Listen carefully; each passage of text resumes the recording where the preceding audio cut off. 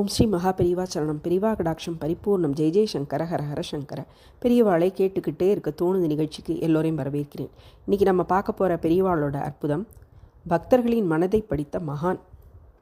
ஒரு தடவை மகான் மதுரை அருகே முகாமிட்டிருந்த சமயம் மகானை தரிசிக்க பக்தர்கள் கூட்டம் அலைமோதியது.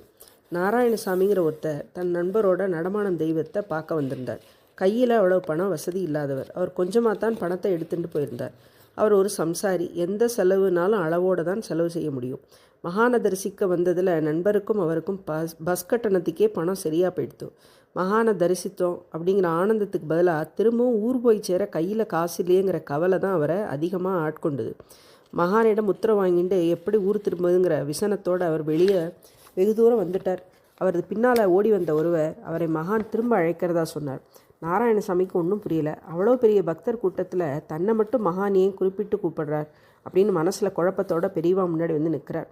பாவம், நீ சம்சாரி, இதை வச்சுக்கோ அப்படின்னு ஒரு 5 ரூபாயை மகான் கொடுத்த போது சாட்சாத் சுந்தரேஸ்வரரே தன் கஷ்டத்துக்கு பணம் கொடுத்து அருள்வது மாதிரி அவர் உணர்ந்தார்.